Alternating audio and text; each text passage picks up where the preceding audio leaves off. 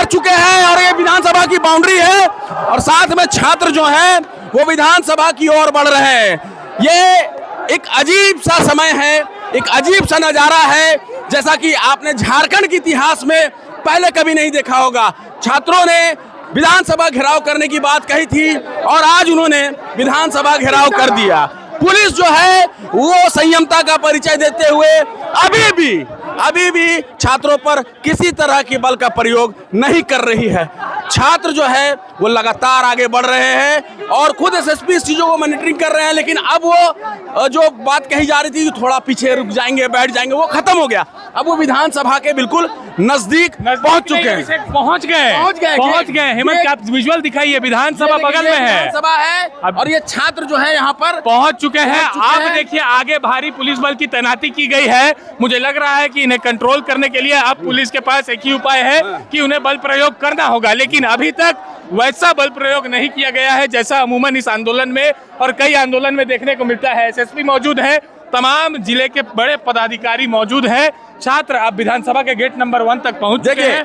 अब देखना है कि अंदर घुसते हैं कि यहीं रहते हैं। बिल्कुल, अब यहाँ से कहाँ जाएंगे? सारी बैरिकेडिंग्स तोड़ दी, अब यहाँ से कहाँ जाएंगे? जो बात है कि अब छात्र यहाँ तक पहुँच गए, अब छात्रों का मकसद क्या है, अब छात्र क्या करना चाहते हैं, तो ये आप देख सकते हैं कि छात्र अब यहाँ से कहाँ जाएंगे।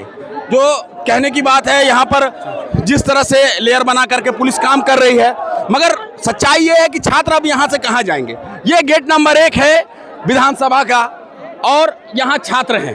तो ऐसा झारखंड के इतिहास में पहली बार हो रहा है कि कोई मार्च विधानसभा के इतने नजदीक पहुंच गया हो और पुलिस उस पर अब तक कोई सख्त कार्रवाई नहीं की हो। पुलिस ने छात्रों की भावनाओं को समझते हुए काफी संयमता दिखाया है और अब इसके बाद क्या, अरविंद आपसे जानना चाहेंगे कि अब क्या, अब इसके बाद एक ही है, या तो अंदर जाइए या तो यहीं पे धरने पर बैठ जाइए। पुलिस ने बहुत सहयोग किया, यहाँ तक आगे बहुत बड़ी बात है, लेकिन एक लोकतांत्रिक व्यवस्था होती है, छात्रों का गुस्सा जायज है, सारी चीजें सरकार मान रही है, लेकिन 2 चीजों पे बात अटकी है। कई परीक्षाओं को रद्द को लेकर एक सीजीएल रद्द, मुख्य बात वही है, सीजीएल रद्द और सीबीआई जांच।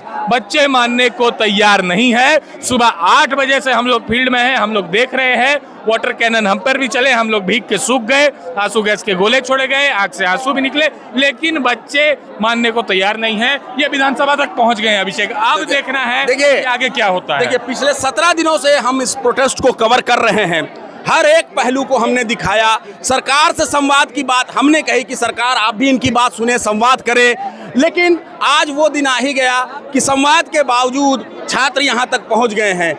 एक रास्ता तो खुल गया था बातचीत का, लेकिन छात्रों ने ये पहले ही घोषणा करके रखी थी कि हम विधानसभा का 10 अगस्त को घेराव करेंगे और आज 10 अगस्त है।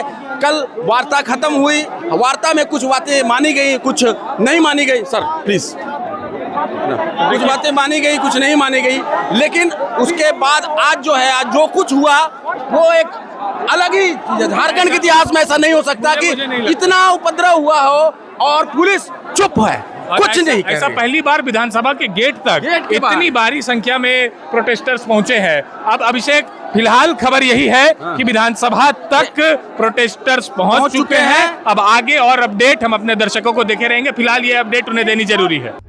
प्रभात खबर।